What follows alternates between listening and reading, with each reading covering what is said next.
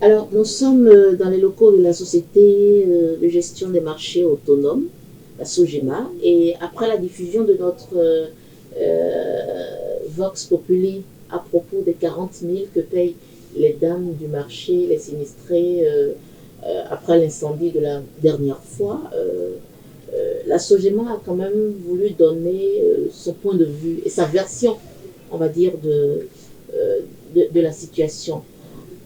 Oui, c'est vrai, les dames payent 40 000 sans reçu.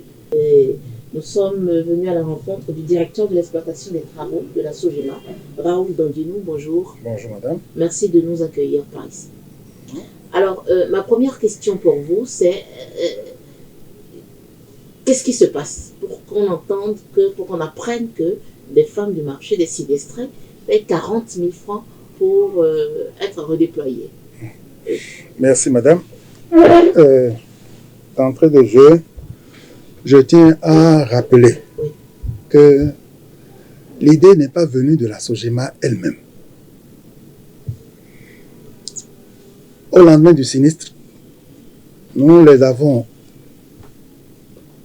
recensés et la direction générale lui a proposé les boutiques de Todomé à l'étage et au rez-de-chaussée. Et ces bonnes dames, elles ont dit que là où elles vendent, elles ne peuvent pas laisser cet espace pour que d'autres personnes les prennent.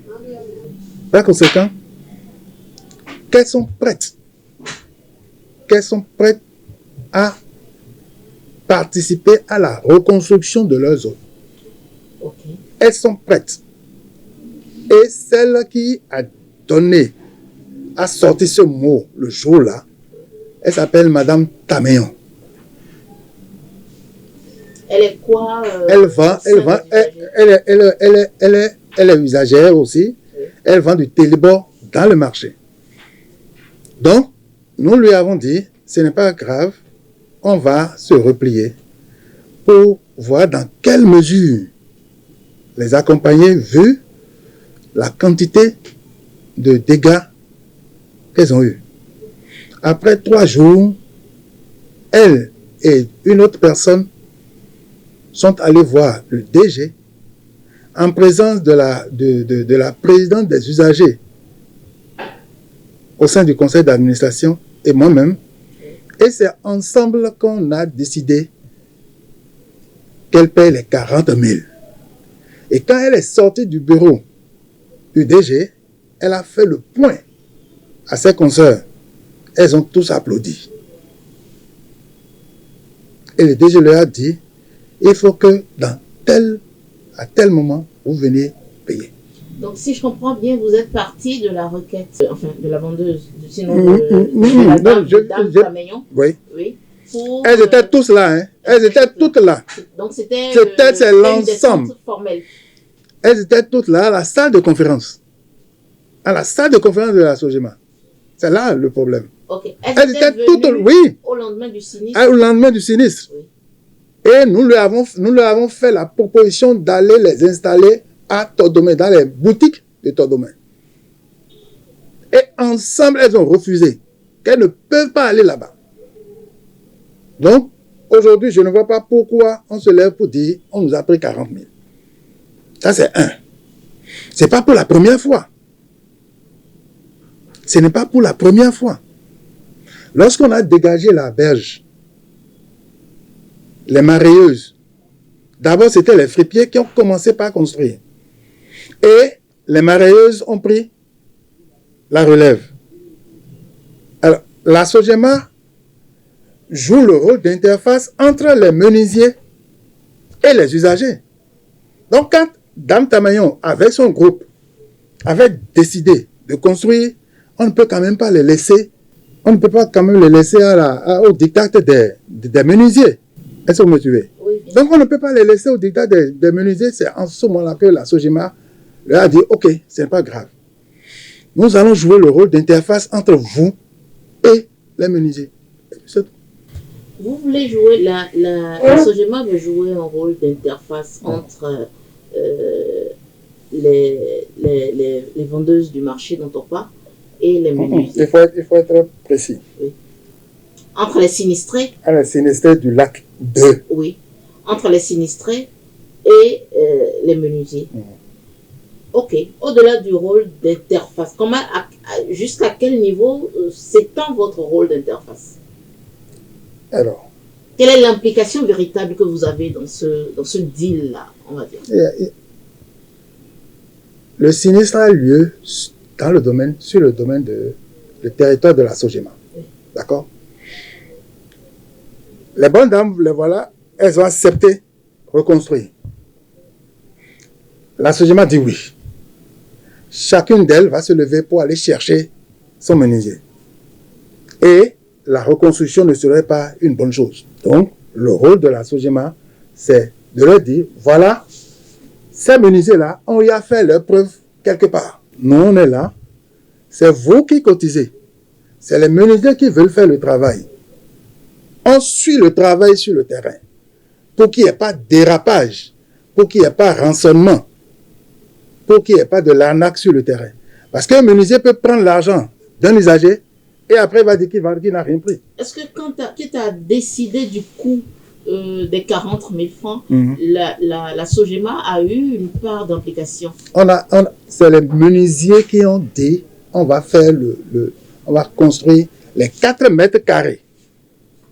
Les 4 mètres carrés à 40 000. Les 4 mètres carrés à 40 000. Donc la Sogema n'a rien à y voir. La Sogema n'a rien à y voir, mais comment se fait-il que les 40 000 aujourd'hui sont perçus dans les locaux de la Sogema? Très juste. Je l'ai dit tout à l'heure, si les menuisiers qui ont dit ils vont faire le travail à 40 000 francs, les 4 mètres carrés, on les laissait hors de la Sogema, vous voyez ce que ça peut donner? Vous voyez ce que ça peut donner? Bien sûr. N'est-ce pas? Oui. Donc, la Sogema a dit, c'est nous qui gérons le marché. Nous allons vous aider, vous usagers et vous menuisiers, pour qu'il y ait une entente. Alors, tenez-vous tranquille. Mais quand les ouvriers, les menuisiers ont commencé par faire le travail, c'est ces mêmes usagers qui leur donnaient à manger. Ils leur donnaient à manger, ils leur préparaient à manger sur le terrain. Donc, nous, notre rôle, c'est de voir, l'usager a payé. Le menuisier a pris son argent. Une décharge est faite. D'accord? Et la décharge se trouve au niveau de la Sogema. Lorsque le secteur est reconstruit, le menuisier va donner la décharge à chaque usager. Voilà, quand j'ai pris ton argent, voilà ton papier. Quand j'ai pris ton argent, voilà ton papier. Mais ce que je n'arrive pas à comprendre, et sûrement ce que ne comprend pas le citoyen, en fait, lambda, c'est que comment est-ce que dans une structure étatique, on vient payer cette somme, quitte à nous dire que oui, la Sogema voulait juste jouer un rôle d'interface, mais comment est-ce que dans une structure étatique, on vient payer cette somme et la personne qui vient de payer cette somme ne prend pas une pièce justificative et il faudra attendre la fin des travaux pour, je me dis, il y a comme une non-concordance. Ok. Alors, il y a comme un problème qui se pose. Aucun problème ne se pose. Okay. Voilà. Nous sommes dans une structure étatique, comme vous le dites. L'usager a payé. On lui donne un reçu. Ça veut dire que ça va dans les caisses de la Sogema. D'accord? Oui. En ce moment-là, ça va prendre par un marché public. D'accord? Et si c'était un marché public, ce n'est pas évident qu'on soit à ce stade-là. Donc, nous allons attendre que tous les usagers payent d'abord. On va lancer le marché, parce que pour lancer le marché, il faut qu'il y ait les ressources. On va lancer le marché et toutes les étapes du marché seront franchies pour qu'à la fin, les ouvriers les usagers puissent avoir leur appartement. Si les usagers ne signent aucun papier lorsqu'elles viennent payer de l'argent, si on n'enregistre pas leur nom, comment est-ce que, quelle garantie on a qu'il n'y aura pas un excédent de payeurs et puis après, la Sogema nous dise, ou bien les ouvriers nous fassent juste un papier pour dire que, voilà. Ok, je vois là où je comprends maintenant. Oui. Tous les usagers, dès qu'ils viennent payer, on les recense. Et donnent leur nom, prénom, le numéro de leur emplacement. Hein? Celles qui veulent avoir de reçu, elles signent. Et puis elles donnent leur numéro de téléphone. Donc il y a des pièces qui justifient que telle personne est venue. D'accord? Alors, registre. Alors, oui, paiement de 40 000. Oui, de 40 000, le cahier est là. Okay. Le cahier est là. Oui. Non, okay. Je vais vous montrer ça. Le cahier est là. D'accord? Pour chaque usager qui vient payer, on mentionne son nom, le numéro de son emplacement sinistré, son numéro de téléphone. Son numéro de téléphone. Mais c'est que votre argument est tellement léger qu'il est difficile à... Non, non, mais 46 000 aujourd'hui au Bénin, et le remettre tranquillement et ne pas avoir de facture, c'est quand même extraordinaire. Mais écoutez. L'argent, comme vous le dites, l'argent rentre dans les caisses de la Sogema.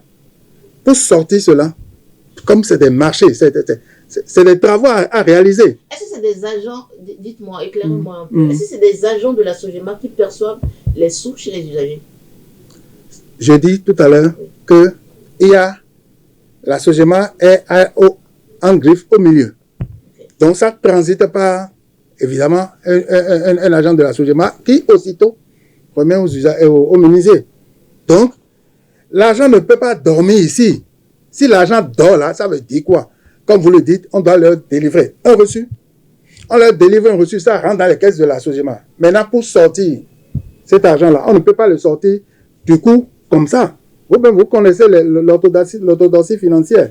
Il serait difficile de ressortir l'argent sans passer par le marché public. Mon autre question pour vous, monsieur Dandino, pourquoi la Sogema s'implique dans cette histoire-là, alors que normalement les tests le lui défendent? Normalement, lorsqu'on a enquêté un tout petit peu, apparemment il y aurait des tests. Oui, vous les avez. Pardon? Vous les avez là? Non, je les ai pas là. Apparemment, il y aurait des tests qui interdisent à la Sogema de jouer ce rôle-là. Donc, du coup, est-ce que ça ne vise pas déjà ce rôle d'interface que vous voulez jouer? Et pourquoi vous le faites? Alors, si vous savez que vous ne pouvez pas délivrer de facture, si vous savez que vous n'avez pas une part de responsabilité ténue dedans. Ce n'est pas pour la première fois que une situation du genre arrive. D'accord? Il y a la zone sinistrée de Tordomé. Les usagers ont financé. Quand la Sogema n'est pas restée entre les usagers et ceux qui ont travaillé, ça a donné des difficultés pour installer les usagers. Donc, toutes les fois que c'est entre eux, il y a toujours problème. Et je répète, l'argent ne peut pas quitter l'usager et rentrer dans les caisses de la Sogema pour qu'on les sorte du jour au lendemain. C'est impossible. C'est impossible. Raison pour laquelle, lorsque le groupe d'usagers dépose l'argent va aussitôt chez les menuisiers. L'argent ne dort pas là. Mais si c'est que l'argent va aussitôt chez les menuisiers, lorsque les groupes d'usagers viennent déposer l'argent, pourquoi il n'y a pas un responsable des usagers qui s'en occupe directement au lieu que la Sogema... Voilà. La Sogema ne s'allie pas les mains. Puisque c'est une situation qui est arrivée une fois entre les ouvriers et les usagers. Et comme vous le dites, quelqu'un peut, hors de la Sogema, qui se met entre les deux, peut, entre griffes, dilapider les fonds. Ça s'est produit 1 ou 2 fois. Mais la Sogema ne peut pas, du jour au lendemain, refuser d'être la société qui gère le marché. Mais pourquoi la Sogema ne prend alors pas à bras le corps complètement le problème, quitte à, même si l'argent ne devrait pas dormir à la Sogema, délivrer un petit truc pour... Parce que lorsque ça se passe dans vos locaux, ça formalise un peu. Lorsque c'est un agent de la Sogema impliqué dans la réception de l'argent ou dans le transfert de l'argent, que ça se passe dans les locaux de la Sogema, vous avez beau nous parler du bon français, mais ça formalise un peu la chose. Et lorsque ça formalise la chose, c'est que on attend, on ne conçoit pas, parce que ça implique d'une manière ou d'une autre une société étatique. D'accord. Je suis d'accord avec vous, mais il y a quelque chose qui... Je ne comprends pas. Oui, que vous n'arrivez pas à comprendre. Pour percevoir. Et que, je répète et je signe. Oui. D'accord? Que l'argent ne dort pas à la Sogema. Première chose. Deuxième chose.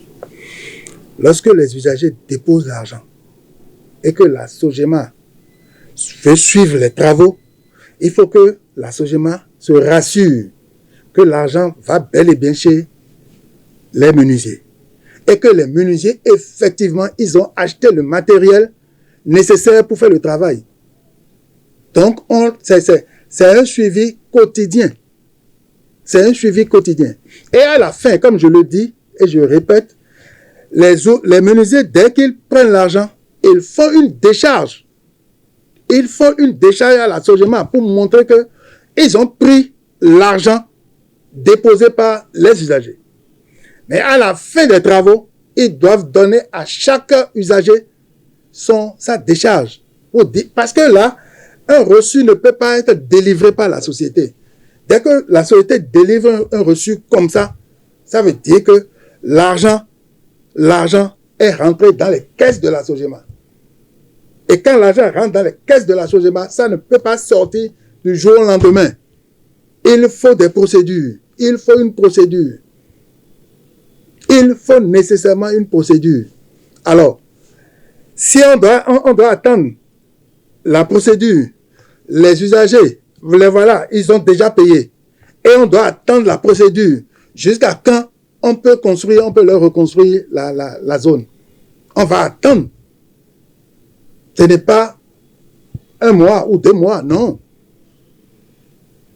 Vous savez très bien que la procédure de marché public est un peu longue. Donc, ça doit suivre toutes les étapes jusqu'à exécution des travaux et réception des travaux et les usagers seront là. Parce que quoi? Quand les travaux ont commencé, nous n'avons déplacé personne. On a demandé à chaque usager d'être sur le terrain pour montrer aux menuisiers que effectivement ils étaient là. D'accord? Donc, chaque usager connaît sa place avant le sinistre et chaque usager sait déjà là où il va rester. Ce n'est pas qu'on va inviter mettre quelqu'un d'autre là, non. L'espace tel qu'il était est reconstruit avec beaucoup plus d'aération maintenant. C'est ça. Donc, ne me dites pas que pourquoi ça fait... Non. Si ça rentre dans les caisses de la maison, c'est une procédure et ça va prendre du temps. Dis-moi, ça va prendre du temps. Entre la Sogema et les usagers, qui des deux parties a fait le choix des menuisiers qui sont en train de travailler actuellement? C'est les menuisiers qui ont l'habitude de travailler dans le marché. Okay. C'est les gens qui ont l'habitude de travailler dans le marché, qui ont l'habitude de faire de ces constructions-là. Parce que je vous ai dit, maintes fois nous avons de ces situations et vraiment, la Sogema a vu qu'il faut qu'elle soit là pour suivre le travail sur le terrain. À la fin des travaux, quand un usager qui a déposé son argent n'aura pas sa décharge, n'aura pas sa place, je serai d'accord avec vous que vous incriminez la Sogema. Non, jusque-là, on n'incrimine pas la Sogema. Non. On lui dit qu'elle n'a pas été suffisamment responsable de ne pas, d'orchestrer cette opération dans ses locaux et de ne pas, à défaut, faire un petit papier pour assurer. Ok, d'accord. Nous faisons un petit papier. D'accord, comme vous le dites, on fait un petit papier. D'accord, et on donne à l'usager. Hein? Oui. un usager alpha qui sort du marché et qui revient avec le papier, ou bien avec un papier tel quel, parce que le logo de la Sogema doit être sur la facture, bien sûr, le reçu. Mais voilà que ce n'est pas rentré dans les caisses de la maison. D'accord? Ce n'est pas rentré dans les caisses de la maison. Et en ce moment-là, vous allez dire quoi? Si qu'il y a... Non, mais s'il y a un comité de suivi des travaux, oui.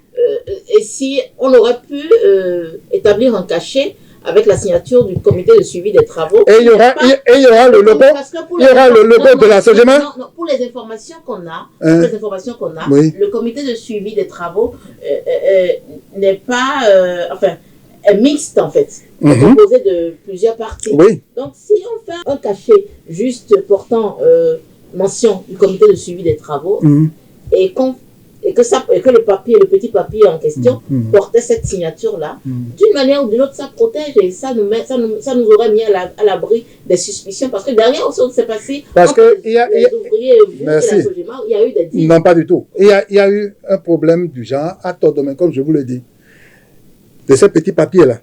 Puisqu'il n'y avait pas, la Sogema a envoyé effectivement ces éléments-là, mais n'était pas impliqué. Mais on donnait ces petits papiers-là. Pour sécuriser. On donnait ces petits papiers pour dire que voilà, dès que tu remets le papier, il y a ceci. Mais sur le même emplacement, 5 personnes, sur le même emplacement, puisqu'il n'y avait pas de numéro, sur le même emplacement, 5 personnes ont pris le même emplacement. Et à l'heure où je vous parle, oui. Il y a de ces il y a toujours de ces cas-là. Oui. Il y a un contentieux. Il y a des contentieux dans le marché pour ça. Donc, dans la situation, oui, dans le contexte actuel. Oui. Donc, par conséquent, le sigle Sogema ne peut pas sortir. La non-élaboration l'élaboration d'un petit papier entraînerait comme conséquence un surplus de places. Oui. Du moment où nous avons dit que le nombre de places serait le même avant le sinistre et après la reconstruction. D'accord? Avant le sinistre et après la reconstruction. Donc, par conséquent, il faut que nous ayons un cahier. Parce que nous avons pensé que le cahier fait foi en réalité. D'accord? Et ceux qui ont demandé à avoir de reçu, on leur demande de signer.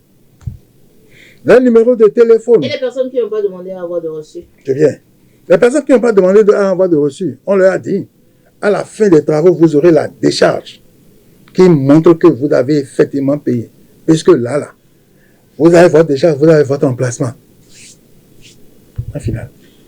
Le ministère de tutelle est-il informé de cette opération? Nous avons informé le ministère de l'opération. Comment? Voilà le type de standing qu'on veut construire. Les menuisiers qui veulent faire le travail, voilà le coût, à tel coût que chaque mètre carré est fait. C'est tout. Mais ne me dites pas qu'on doit avoir nécessairement le logo de la Sogema. Non, on n'a jamais parlé de logo. Non, quand vous me dites le petit papillon qui est avec le comité, parce que ça peut créer beaucoup de problèmes. Il y aura toujours problème, puisque c'est des hommes.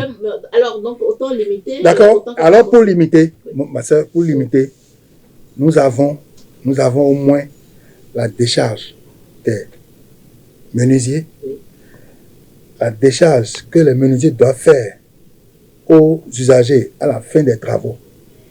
Et là, chacun sera situé sur ce qu'il fait. Merci d'avoir répondu à nos questions. C'est moi.